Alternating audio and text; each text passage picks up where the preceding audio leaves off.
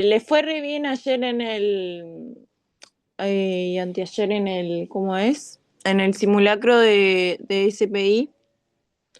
Así que la semana que viene les paso los puntajes o después les paso las respuestas correctas, ¿está? Así ven cómo les fue. Bueno, ¿cómo pasaron Semana Santa? ¿Descansaron? Se terminó ahora las vacaciones. Ah, bueno, falta un montón todavía. Ah, bueno, bien. Bueno, hoy tenemos dos clases para dar. Son cortas y después, si no, me echamos una más si es que nos queda mucho tiempo, ¿está? Eh, bueno, parciales de radioprotección. Vamos a hacer un parcial en grupo, un trabajo en grupo, este, que va a ser, no sé si el primero o el segundo, todavía no pensé eso, pero va a ser un trabajo en grupo de 2 o 3 personas, el grupo, y les voy a pasar los temas que pueden elegir y lo que van a hacer es armar como una diapositiva, un PowerPoint, y van a explicar el tema que hayan elegido, ¿tá? El PowerPoint no tiene que ser muy extenso, de 10, 12 diapositivas, ponele, y, y bueno, después cuando sea la clase, ustedes explican el tema que eligieron. Por ejemplo, si eligen de radioprotección, no sé, radioprotección pediátrica. Bueno, ahí ustedes buscan información, eh, no sé, le ponen la carátula de la diapositiva, después ponen los objetivos del tema que ustedes eligieron, el marco teórico, que sería como la parte que ustedes buscaron información, no sé, en algún libro, en internet, lo que sea. Y bueno, y después ponen como una conclusión a lo último y bibliografía, ¿no? Eso va a ser uno de los dos parciales. Em, los temas se los doy yo o ustedes pueden plantear algún tema también, por las dudas que se les ocurre alguno.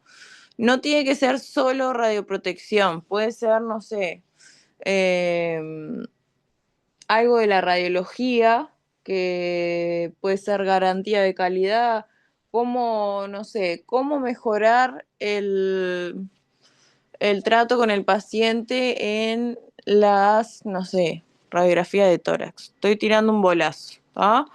Pero, o cómo mejorar, cómo no repetir tal radiografía. ¿Cuáles son las radiografías que más se repiten? Bueno, todo eso puede ser, y vamos a hacer entonces, uno de los dos parciales va a ser un trabajo en grupo, ¿está?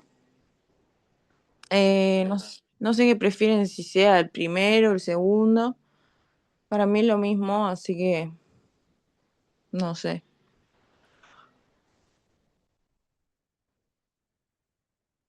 Bueno, hay uno que va a ser ahora nomás, en unas semanas. ¿Ya les plantearon la fecha de las otras materias? ¿No? ¿Alguna así? Está. Bueno, bueno, vamos a empezar con la clase y después vemos eso, ¿está? La semana que viene tenemos solo SPI porque el jueves es feriado. Así que bueno. Sí, 1 de mayo. Sí, así que lo vemos después, la fecha del parcial, ¿no? Eh, bueno, chiquilines, vamos a empezar con la clase de hoy, bastante fácil. ¿Qué es la protección radiológica? Bueno, la protección radiológica es una forma de educar o una actividad que puede ser en conjunto, que lo que hace es cuidar a las personas y al medio ambiente contra los efectos de las radiaciones ionizantes, ¿está? Bueno, obviamente que tiene todo un respaldo atrás, todos los protocolos o las cosas que se educan o se hacen van a tener un respaldo científico. Ya habíamos hablado que hay una cantidad de organismos que son los que hacen todas las leyes y los protocolos que tienen que haber en cada procedimiento. Y bueno, el que más nos guiamos es la Comisión Internacional de Radioprotección o de Protección Radiológica. Y después nosotros acá en Uruguay lo que tenemos es dentro del ministerio, tenemos también el Ministerio de Industria, tenemos la autoridad reguladora de acá de Uruguay, que es la que nos hace toda la normativa de acá y todos los protocolos. Y además es la que controla y autoriza o no todo lo que son los equipos nuevos y las salas de donde van a haber radiaciones ionizantes, ¿está? ¿Qué otra cosa hace el ministerio? A ver, ¿se acuerdan?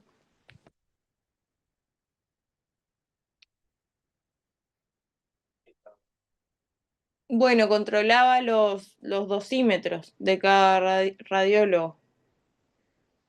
Una vez al mes levantaba los dosímetros en el servicio que sea, el hospital, alguna mutualista, y controla el dosímetro, que es el aparato que tiene cada radiólogo para ver si se pasa de los límites de dosis. Este, ¿Se acuerdan cuáles eran los límites de dosis de nosotros, los que trabajamos con radiaciones ionizantes?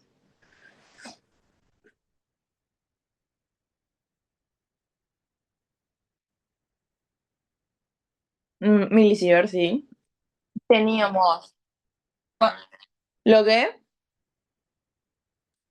Claro, 50 era como lo máximo máximo al año. ¿Qué pasaba? Se contaba cada 5 años y se supone que máximo 20, pero había la excepción de que un año pueda llegar a 50. Entonces,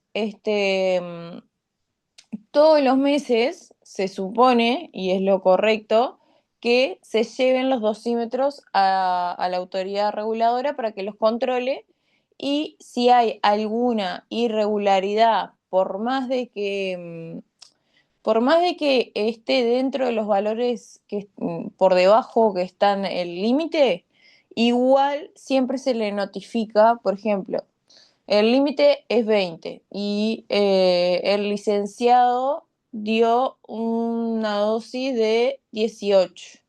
Igual se le va a consultar por qué fue que recibió tanta dosis, ¿tá? Porque en realidad es alarmante. Por lo general tienen que dar cero, ¿tá? ¿Qué pasa con la dosis? Que si nosotros hacemos todo bien, utilizamos el blindaje que tenemos que utilizar, nos alejamos, ¿qué más podemos hacer? Bueno, tratar de disminuir la dosis lo mínimo posible. Si nosotros hacemos todas las cosas que podemos hacer para cuidarnos y radioprotegernos, se supone que la dosis tiene que dar cero, ¿tá? Eh, ¿Se escucha bien? Bueno. ¿Qué 3 puntos básicos había dicho la comisión esta internacional, que es de Estados Unidos, no es de acá, como para crear todo lo que son las normas de radioprotección. Bueno, lo básico, básico era la justificación. ¿Qué pasaba con la justificación? Que todos los estudios que vayan a tener radiaciones ionizantes, rayos X, tienen que estar justificados. ¿Qué significa? Que siempre tiene que haber un beneficio más de lo que le pueda llegar a pasar a la persona que se irradie, ¿está? Siempre el beneficio que reciba con el diagnóstico tiene que ser mayor a el posible daño que vaya a recibir o que la consecuencia que vaya a surgir. Esa es la justificación. Que esté justificado, que no, por ejemplo, si es un niño y, bueno, hace, no sé,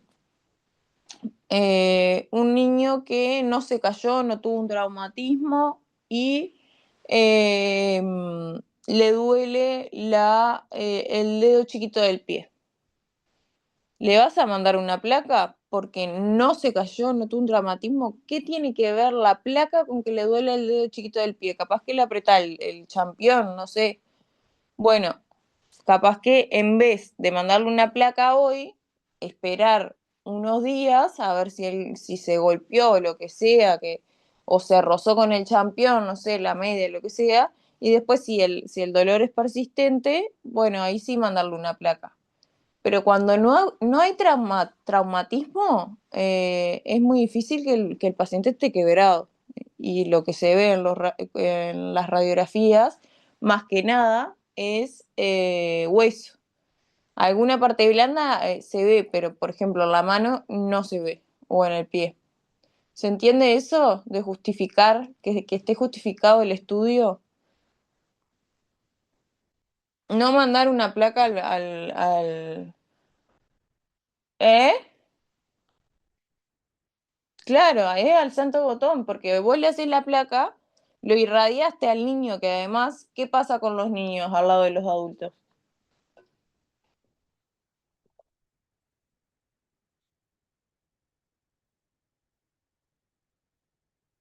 Son más sensibles.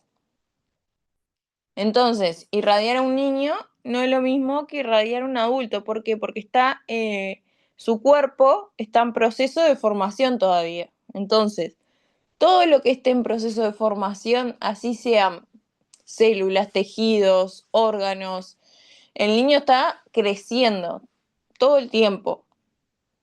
Todas esas células o componentes del cuerpo van a ser más radiosensibles, o sea que van a ser más vulnerables, digamos. Le va a afectar mucho más el exponerse a los rayos X. Y bueno, eso sería como la justificación. Después tenemos la optimización o el principio Alara, que habla un poco de la cantidad de rayos X. ¿Qué decía el término Alara? Que esto acuérdenselo porque para el parcial que vayamos a hacer múltiple opción, este, esto va, el principio Alara. El término Alara decía que había que optimizar la técnica, digamos, y dar tan bajo como sea razonablemente posible. Si nosotros nos ponemos a pensar en el concepto Alara, tiene mucha razón porque hoy por hoy estamos trabajando con radiología digital en casi todos lados. Entonces, ya habíamos hablado que pasa muy seguido que siempre le dan un poquito más para no quedarse corto de técnica. Bueno, no hay que darle ni un poquito más ni un poquito menos, hay que darle lo exacto. Que eso lo van a aprender con Andrés. No sé si ya empezaron a calcular técnicas. No, ¿no? Bueno, eso lo van a aprender con Andrés. Y bueno, ustedes van a ver que midiendo el espesor del paciente de dónde a dónde es que entra el rayo, es donde se mide el espesor. No es lo mismo medir al paciente de costado que de frente. Si ustedes van a hacer la placa de frente, bueno, lo miden de frente, ¿no? De donde entraría el rayo, por ejemplo, en el pecho hasta la espalda, ¿no? Van a tener en la sala un instrumento que es para medir espesor y con eso lo miden y con eso calculan la técnica, ¿está? Andrés se lo va a enseñar a eso, supongo que en breves. Pero bueno, hay que calcular bien, ni más ni menos. Por eso que, bueno, dice el concepto de Lara, tan bajo como sea razonablemente posible. Si ustedes le dan de menos, la placa la van a tener que repetir y es peor, porque en realidad le van a hacer otra placa más al paciente. ¿Ah? Todo contando de que la segunda vez les quede bien y el paciente no se mueva. Si el paciente la segunda vez ya lo repitieron y la técnica les quedó bien, pero después se les movió porque estornudó y ustedes no estaban mirando que se movió y dispararon igual, bueno, la van a tener que hacer 3 veces, por ejemplo. Entonces está, tener en cuenta, calcular bien la técnica y además prestar atención al paciente. No solo a los movimientos, sino también ver que esté en la posición correcta, si el paciente es muy adulto o muy chiquito, por lo general son más inquietos el adulto porque no aguanta la posición, le cuesta hasta pararse, y el niño porque es un niño. Entonces, bueno, tienen que tener estrategias para tratar de que la placa salga y hacerla más rápido y no repetir los estudios, ¿está? Eso de la optimización y el principio ALAR. Bueno, después tenemos los límites de dosis y depende de qué persona hablemos, hay un límite o hay otro. ¿El paciente tenía límite de dosis?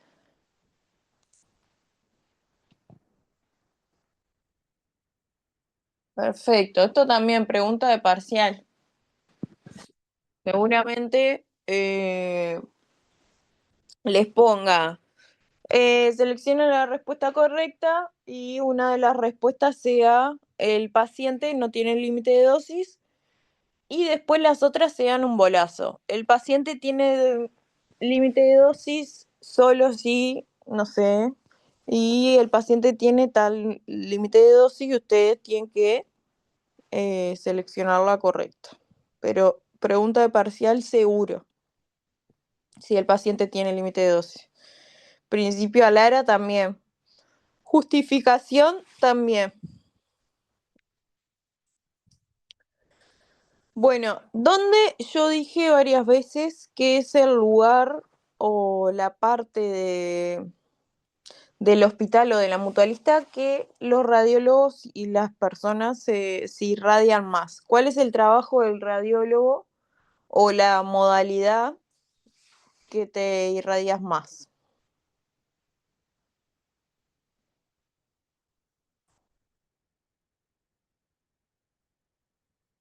En el bloc o intervencionismo, que sería no solo bloc, sino el angiógrafo, que ahora esta diapositiva que les arme es porque la segunda clase les voy a mostrar lo del angiógrafo. Bueno, ¿qué sucede en las salas de intervencionismo? Bueno, que se utiliza rayos X, pero mucho tiempo. Se utiliza la fluoroscopía. Entonces, ¿qué es la fluoroscopía? Es como un video de la anatomía del paciente que se hace con rayos X. ¿Cómo se hace? Bueno, como es un video, usted tiene que estar apretando mucho tiempo. Por eso es que se utilizan dosis muy altas. Bueno, ¿Qué es lo que hay que tener en cuenta? Muchas cosas. Hay de todo tipo de equipos, no solo el arco en C, que tiene varias marcas, dependiendo de la marca, va a tener más potencia, menos potencia el tubo, va a aguantar más o menos. Después tenemos los angiógrafos, que es como un arco en C, que ahora les voy a mostrar foto en la segunda clase, pero no lo pueden desenchufar, o sea, el angiógrafo está fijo en la sala, ¿tá? Eh, y bueno, ahora vemos algo más. ¿Qué pasa con la radiación que recibimos en el blog? No solo se debe a la radiación del tubo, sino que también tenemos la radiación dispersa del paciente. ¿Qué era la radiación dispersa? Bueno, cuando los rayos X impactan contra el paciente, que lo van a atravesar, hay una radiación que se forma adentro del paciente, que el paciente después desprende, que se llama radiación dispersa. ¿Qué hace esa radiación? Nada bueno. En realidad es como un fenómeno que pasa en el cuerpo humano, que cuando recibe rayos X, desprende esa radiación. Obviamente que a mayor cantidad de dosis va a desprender más radiación dispersa. La radiación dispersa no sirve para nada, solo para molestar, o sea, en la imagen fotográficamente les va a formar como una capa gris en la imagen, y para eso es que existe el Buki, para sacar la radiación dispersa, para mejorar la calidad de imagen fotográfica de la imagen. Y además la radiación dispersa lo que hace es irradiarnos también, como la radiación del tubo. Entonces, siempre que no haya radiación dispersa, mejor. Eh, ¿Cómo es que hay más o menos radiación dispersa? Bueno, va a depender mucho. Ustedes van a tener, acuérdense, los dos parámetros de técnica, ¿no? Que era el miliampere por segundo y el kilovoltaje. ¿Se acuerdan de eso? Bueno, tenemos el miliampere por segundo es la cantidad de rayos X por el tiempo, o sea, la carga, que son la cantidad de rayos X que vamos a utilizar, por el tiempo que vamos a estar irradiando esos rayos X. Y el kilovoltaje nos daba la capacidad de penetrar en las estructuras. Mientras más kilovoltaje, más íbamos a poder atravesar, más espesor podíamos atravesar. Bueno, en muchos estudios se vio que la radiación dispersa surgía en estudios que estábamos utilizando kilovoltajes muy altos. ¿Está? Mm. Entonces pasaba que en los estudios que teníamos kilovoltajes altos, se creaba más radiación dispersa. ¿Por qué? Por un efecto que se llama efecto Compton. ¿Tá?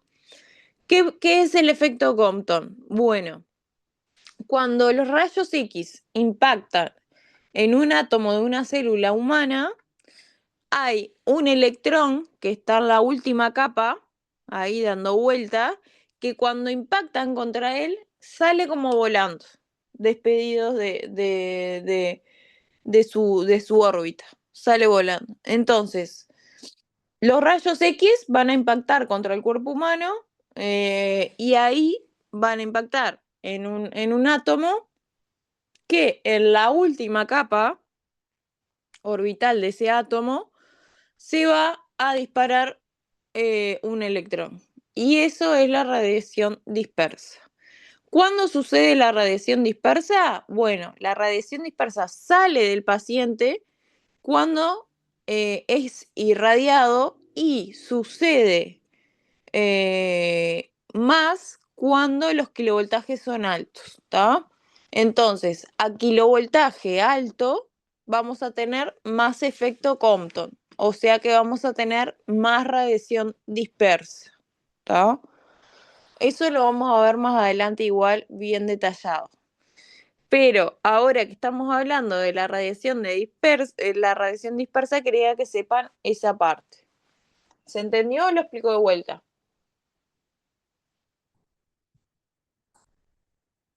Mm. Bueno, tenemos que cuando irradiamos al paciente, va a haber, nos tenemos que cuidar de la radiación que sale del tubo, pero a su vez de la radiación que manifiesta el paciente. ¿Cuál es esa radiación? Es la radiación dispersa que se crea dentro del paciente. ¿Cuándo sucede? Cuando los rayos X que salieron del tubo impactaron contra él. Bueno, el cuerpo humano, el átomo, lo que hace una vez que es irradiado, desprende un electrón. Y no solo es que irradia un átomo, sino que irradia muchos. Entonces, va a desprender muchos electrones y eso sería cómo se forma la radiación dispersa. Entonces, la radiación dispersa sale del paciente, ¿tá? Cuando es irradiado. Esa radiación dispersa no sirve para nada, solo para molestar y irradiar al santo botón. En la imagen nos va a formar una capa gris o una capa como si fuera una nube que se va a ver todo igual. ¿Qué más? Bueno, a mayor hay un efecto que se llama efecto Compton que dice que a mayor kilovoltaje, mayor va a ser la radiación que el paciente cree, ¿tá? Entonces, si nosotros utilizamos kilovoltajes muy, muy altos, ya vamos a saber que esa radiografía va a tener en la imagen mucha radiación dispersa, ¿está? Entonces, ¿qué era lo que utilizábamos para sacar esa radiación? El Buki. El Buki lo único que hacía era quitar la radiación dispersa y mejorar la calidad de imagen, ¿está? Hacía radioprotección el Buki, ¿se acuerdan?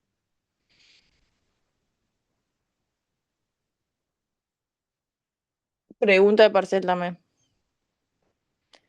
Si el Buki hace... ¿Eh? La respuesta es no. Claro, la respuesta es no. El Buki no hace, no nos cuida, no hace radioprotección.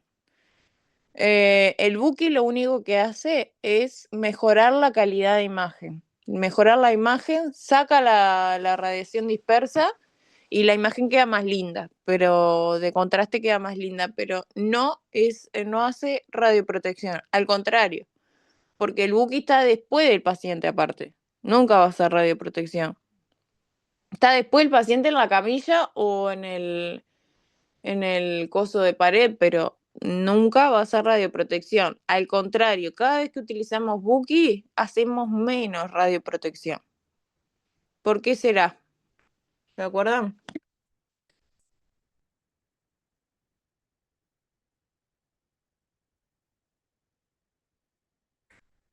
Cuando utilizamos Buki, en vez de cuidarnos, de hacer radioprotección, es al revés, porque el Buki lo que hace es filtrar la radiación dispersa.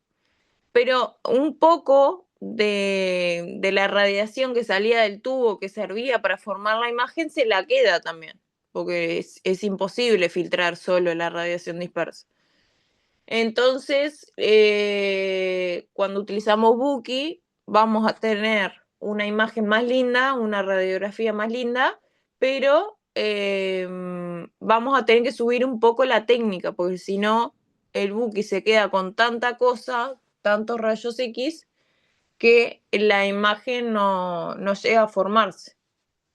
Entonces, a la hora de que ustedes vayan a calcular la técnica, lo que van a hacer es prestar atención a muchas cosas, ¿no? Van a prestar atención a si van a utilizar Buki o no, que eso depende del espesor de lo que vayan a hacer. A espesores mayores de A15, ustedes van a utilizar Buki seguro. ¿Por qué? Lástima que Andrés no les enseñó todavía a calcular la técnica, pero el kilovoltaje van a tener una fórmula ustedes para calcularla, ¿no? No sé si yo ya les dije eso. Está. El kilovoltaje es una fórmula que ustedes se la van a aprender de memoria, que es espesor por 2 más una constante. La constante es una constante del equipo, que como todos los equipos funcionan un poco distinto, porque o están un poquito más gastados, o no sé, eh, anda más rápido, entonces rinde más, por ejemplo. Hay cosas constantes que por lo general no se cambian, ¿no? El tubo por lo general no se cambia, a menos que se queme, no se cambia. Eso es una constante. Después, los receptores de imagen. Hay receptores que son mejores. ¿Qué significa que sean mejores? Que bueno, que son más rápidos. A la hora de formar la imagen, van a necesitar menos cantidad de técnica. No sé si se entiende lo que digo.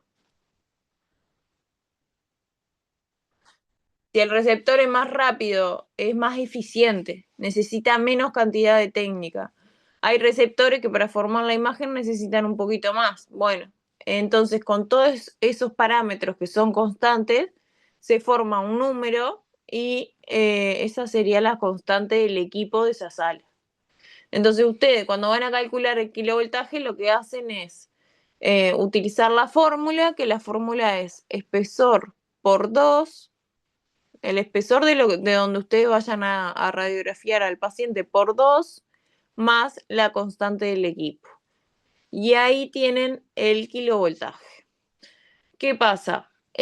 ¿Cuándo es que se utiliza Buki? A mayor de 15 centímetros. ¿Qué pasa? Si ustedes lo utilizan a menos, en realidad es al santo botón porque no tienen casi radiación dispersa. En una mano, por ejemplo, que la mano, no sé, de espesor serán 1,5 centímetros, 2, esa estructura anatómica no genera casi radiación dispersa, ¿tá? Porque no tiene casi espesor. Las cosas con más espesor son las que hacen que haya más radiación dispersa, ¿tá? Eh, a ver qué más. Entonces ustedes en una mano no van a utilizar Buki.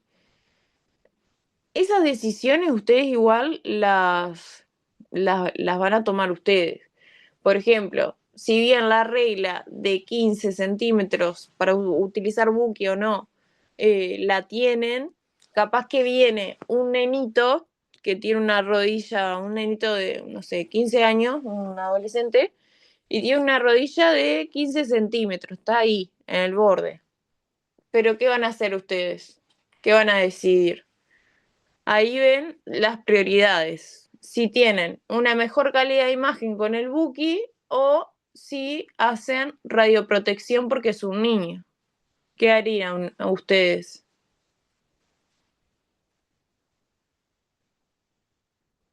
Yo haría, ¿eh? Radioprotección. Sí, yo haría radioprotección. Siempre. En un niño sí, a menos que sea algo que, no sé, que estén estudiando específico, que tenga, no sé, algo en la columna y capaz que puede llegar a dificultarle el caminar y están estudiándolo exactamente, bueno, está.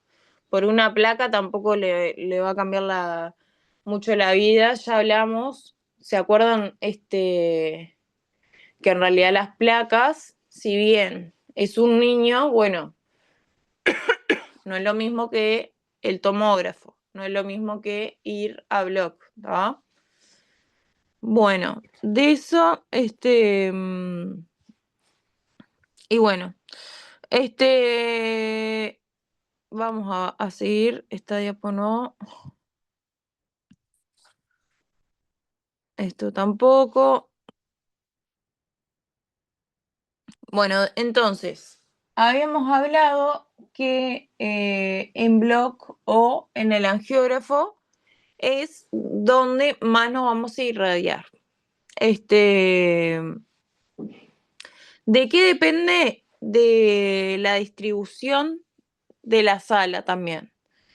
Teníamos los tres conceptos básicos de para radioprotegernos. El primero era alejarnos. ¿Qué pasa con alejarnos de qué? Era de dónde nos alejábamos.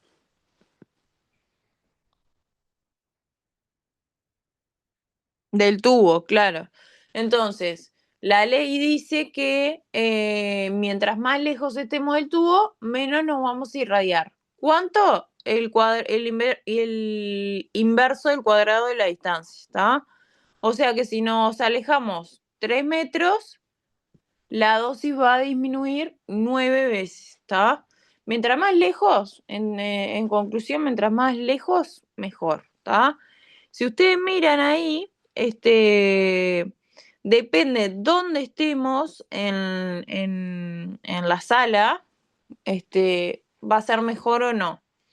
¿Qué pasa con el arco en C? El tubo está por debajo. Acuérdense que el arco en C es como una C, la letra C, y tiene de un lado el tubo y del otro tiene el receptor de imagen. Esas dos cosas fijas. Si ustedes miran esta foto, ahí, el de abajo es el tubo, después tienen la camilla, tienen el paciente y arriba es el receptor de imagen. Esto puede cambiar porque ustedes el arco en C lo pueden mover para donde quieran, pero por lo general se utiliza ahí. Si ustedes ven a ese cirujano que está ahí trabajando, claro, ven esa gráfica que lo que significa es, lo que dice abajo es la distancia en centímetros que está del tubo y lo que dice arriba es también la distancia. Después tenemos en el medio los colorcitos, mientras menos miligray, menos se va a irradiar. Entonces, el rojo es la zona peor y a medida que vamos al verde es la zona que menos se irradia. Todo lo que está al lado del tubo, la parte de las piernas del médico, es donde más se irradia porque está el tubo por debajo. En la parte de la cabeza que tenemos la tiroides y el cristalino en los ojos, ven que están verde casi, o en verde o en amarillo. O sea que mejor, siempre que estemos la parte de la cabeza más alejada del tubo, mejor, porque en realidad todo lo que son las piernas y los pies no es tan radiosensible, porque es hueso nomás. ¿Tá? Lo que sí tenemos ahí que es radiosensible son las gónadas, ¿tá? Pero ese señor, ese médico, está con chaleco abajo, ¿tá? Eso en cuanto a disposición del tubo. Acá lo pueden ver desde arriba, que ahí tienen la camilla del paciente y por debajo está el tubo. Entonces, cerquita del tubo, ahí como en un círculo, está el rojo, que es donde más nos irradiamos, después el naranja, después el amarillo y después ya es verde, no pasa nada. Obviamente que la dosis varía según la distancia que nosotros estemos, ¿tá?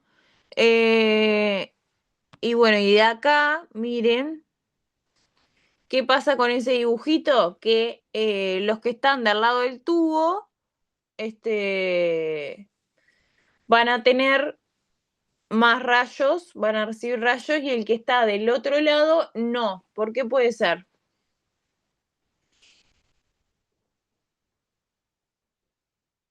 ¿Vieron que hay uno que está ahí en verde?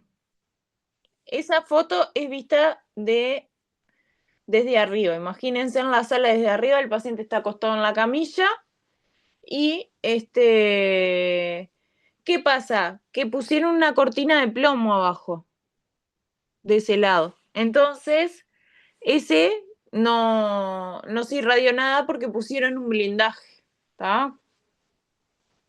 Del otro lado sí, no pusieron nada y es lo mismo. Como el tubo está por debajo, si ponen una cortina en la camilla, paran todos los rayos del otro lado. ¿Se entiende? Bueno, ahí tenemos el chaleco, la primer foto que nos protege todo el cuerpo. A veces están separados, ya les he mostrado fotos. Después tenemos el protector tiroideo, re importante. Hay que ponérselo en el cuello. La mayoría de los médicos no los usa. No sé por qué, pero bueno. Y después tenemos ahí unos lentes que están genial, que también son para cuidar el cristalino de los ojos. ¿No? Todos tenemos que utilizar, todos los que vayamos a estar en la sala de rayos X, tienen que utilizar chaleco. Ayer me pasó que trabajé toda la tarde en un hospital y había un procedimiento que estaban haciendo, arreglándole un fémur los traumatólogos a un adolescente.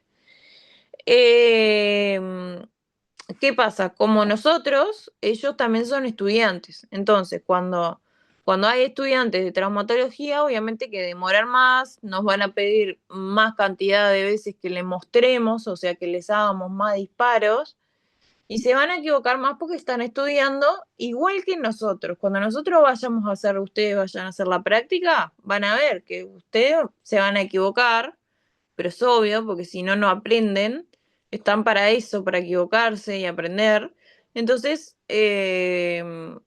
con nosotros también nos va a pasar que vamos a irradiar más al paciente, pero bueno, es parte del proceso, obviamente que tiene un límite, que siempre que se equivocan es porque saben lo que están haciendo, y en realidad no es que fueron a inventar, fueron pintados sin saber nada, sino que se equivocaron porque están intentando hacerlo, y obviamente que todo cuesta y hasta que le agarren la mano.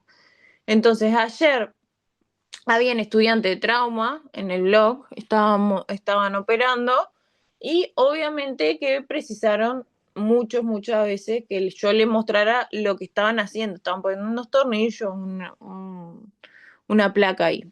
Bueno, y claro, pidieron 325 imágenes, que es un disparate, es mucho.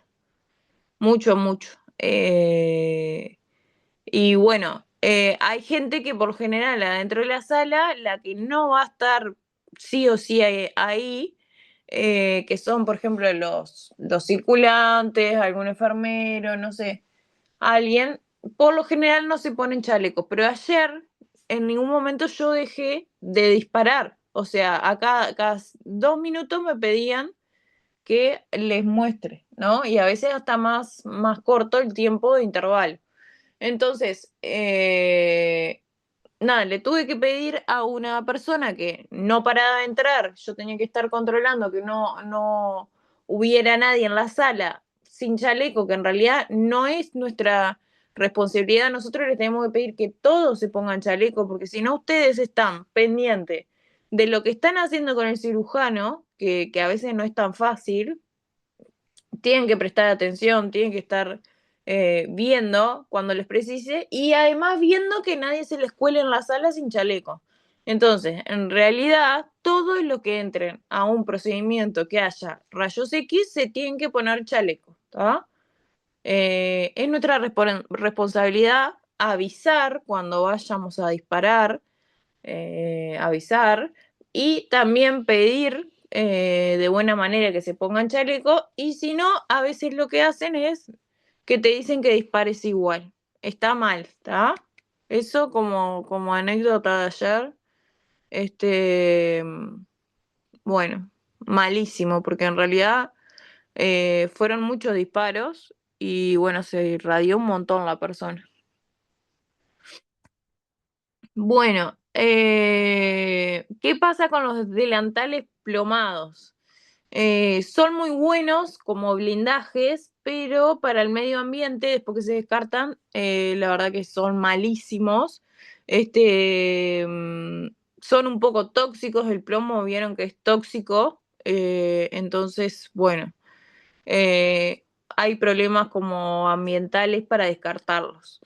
Estos chalecos tienen que, o sea, cada cierto tiempo se va a hacer un control en el tomógrafo, se le va a hacer como unas tomografías para ver qué tan rotos o cuarteados está el plomo. Porque podemos tener un chaleco que esté todo quebradito adentro del plomo y en realidad es como que no estemos usando nada, ¿está?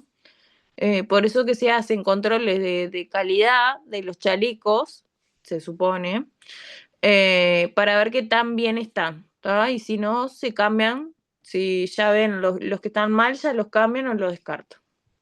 Pero sí, hay problema con un poco con el ambiente, digamos, para descartarlo.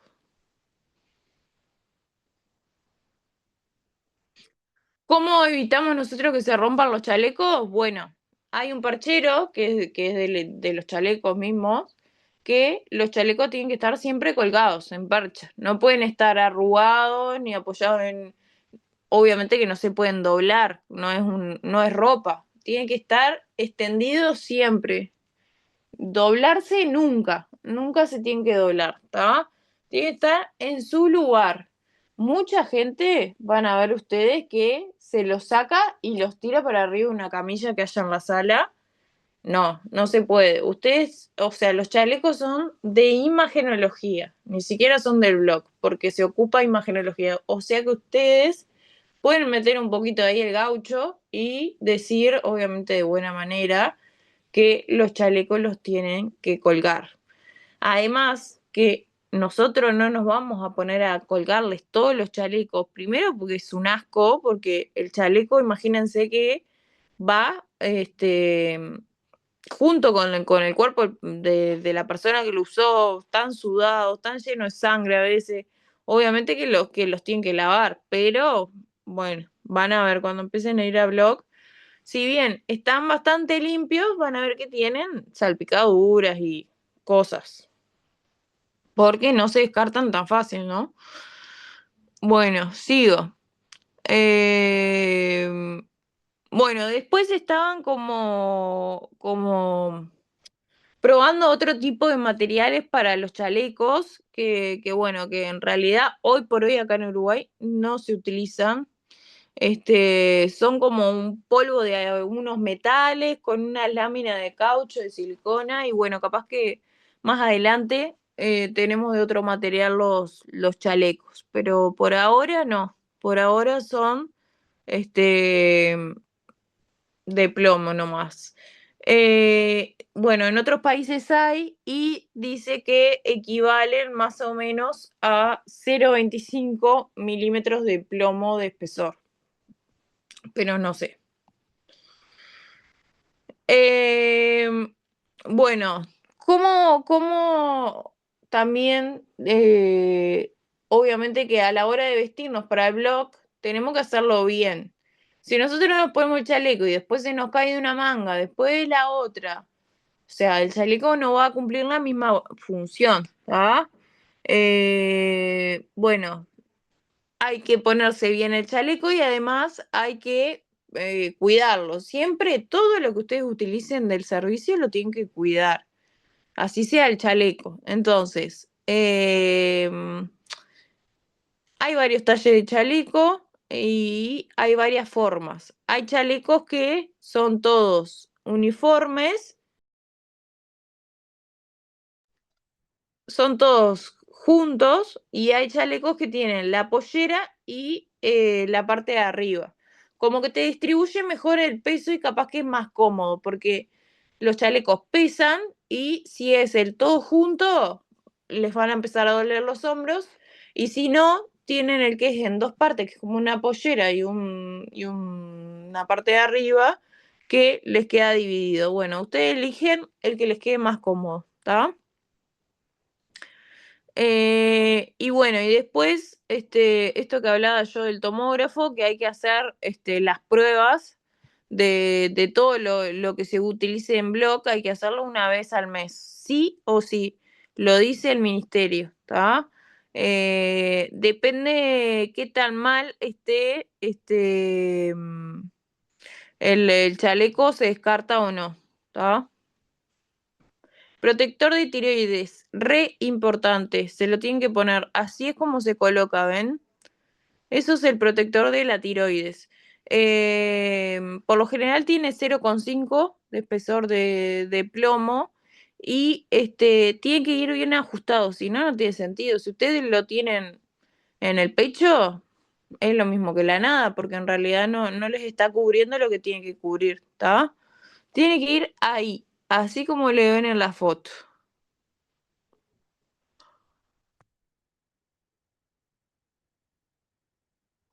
¿Me escuchan? Sí, Sí. Ese sí fue. Bueno, limpieza y desinfección. Si ustedes utilizan un chaleco y ven que se salpicó con sangre, que lo salpicaron con, no sé, cualquier cosa, ustedes se toman el trabajo, igual que el equipo del arco en C, lo limpian ustedes. Nadie va a ir a limpiar el equipo. Ayer, después que yo terminé de trabajar, el equipo quedó lleno de sangre, pero mucha sangre. Bueno, se ponen unos guantecitos, agarran un algodón o unas gasas y agua oxigenada y limpian todo lo que ensuciaron. O sea, el equipo y el chaleco si ustedes lo ensuciaron. Si, obviamente, si está muy sucio, pueden avisar que está muy sucio y que lo limpien. Pero ustedes limpian el equipo y los chalecos por arriba, ¿está? Bueno. Eh, bueno, después, sí.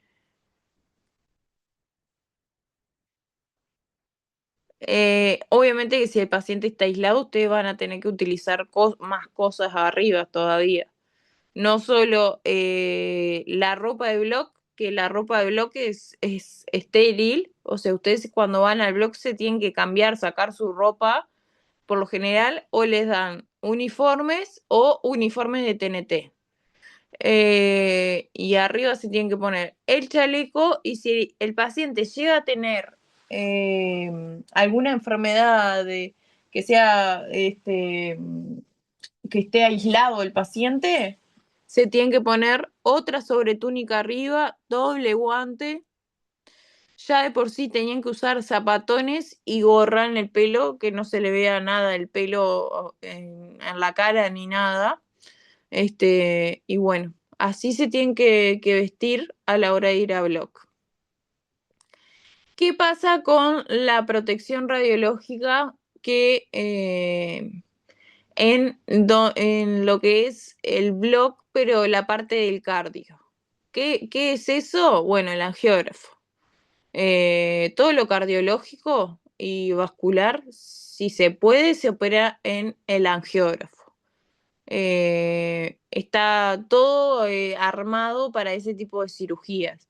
Solo se operan en el bloc común cuando algo de vascular chiquito, ya cardiológico no se opera, cuando no hay lugar en el angiógrafo, pero si no, se opera todo en el angio. ¿Qué pasa con el angiógrafo y en las operaciones cardíacas? Bueno, que vamos a demorar mucho, mucho, mucho, o sea que nos vamos a irradiar un montón.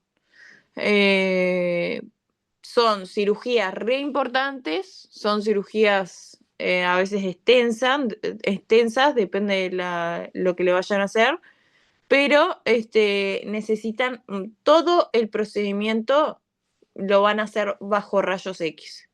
Entonces ahí nos vamos a recontra irradiar, ¿tá?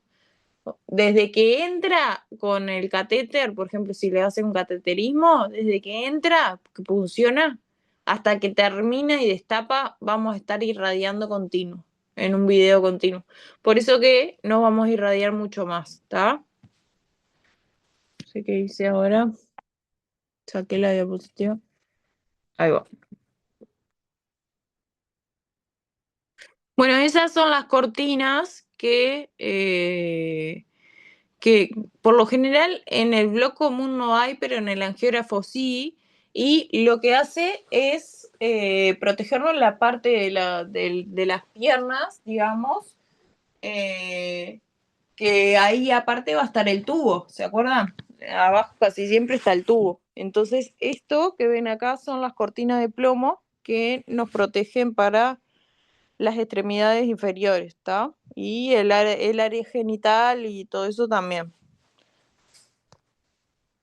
Después hay otros protectores que son como cortinas, sí, pero son móviles. O sea, tienen unas rueditas ahí y ustedes lo pueden poner donde quieran para protegerse. Gafas plomadas. Re importante cuidar los ojos porque tenemos el cristalino que es súper radiosensible, ¿está? Cada año bajan el límite de dosis de los ojos, o sea que cada año lo tienen como más sensible. ¿Y qué tiene particular los lentes? Que tienen un vidrio o un plástico que es plomado, se los tienen que poner bien cerquita del ojo, lo más cerca posible. Y, ¿qué más? Ah, la parte de adelante va a tener más protección que la de los costados, más plomo, ¿está?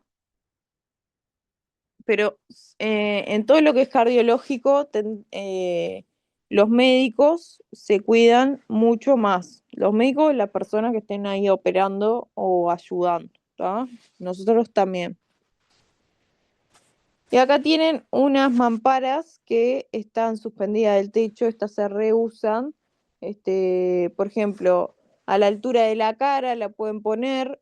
No, no quiere decir que ustedes se van a sacar el protector tiroideo si hay de estas mamparas. No, es todo sumado. Nunca se van a sacar ni el protector tiroideo ni el chaleco, ¿está? Eh, y también, si tienen los lentes, tampoco se los van a sacar. Guantes plomados no se usan. Son malísimos, no tienen tanta protección. El médico en realidad no puede operar con eso, o sea, es muy difícil. Son de plomo. Imagínense tener como unos guantes de cuero para hacer una operación. No, no se usan, nunca se usaron. Fue un invento que no. Además, que en las manos tampoco somos tan sensibles, somos muy poquito radiosensibles, entonces no los uso, ¿tá? No amerita. Gorros plomados tampoco. Como que no están probados su forma de proteger, su eficiencia. No vale la pena usar ni gorro ni lentes. Dosímetros, re importante usar el dosímetro en block o en el angio, re importante. Sí o sí, por abajo del chaleco, hay en algunos lugares que dicen que hay que utilizar dos dosímetros, la realidad que acá en Uruguay no, nadie tiene dos dosímetros. Bueno, el dosímetro se pone en el pecho, abajo del chaleco. Si fuese, perdón, si fuese que tengamos dos dosímetros, el otro se pondría por fuera del chaleco a la altura de la tiroides, ¿está? Esto ya lo dimos, ¿no? Ya habíamos hablado. Después existen también otros dosímetros que se ponen a la altura de la muñeca o el hombro para ver cuánto es que nos irradiamos por fuera del chaleco. La realidad es que acá en Uruguay no sucede, no se usa, no se controla tampoco. Bueno, los dosímetros que existen hoy por hoy son los dosímetros del cuerpo entero, el dosímetro de muñeca o hay un dosímetro que es como un anillo, que lo tenés puesto de anillo, ¿está? Por lo general, el dosímetro que hay en todos lados, nadie se complica en comprar otros, es el que se prende, que es una cosita cuadradita con un prendedor para la ropa. Después el de que parece un reloj y un anillo, no, no hay mucho. Bueno, terminamos la primer clase. Descansamos 10 minutos y seguimos, ¿les parece? Y terminamos antes. Ok, ¿Está? Pesamos y 20, ¿está? Bárbaro. Sí, y 21, exacto.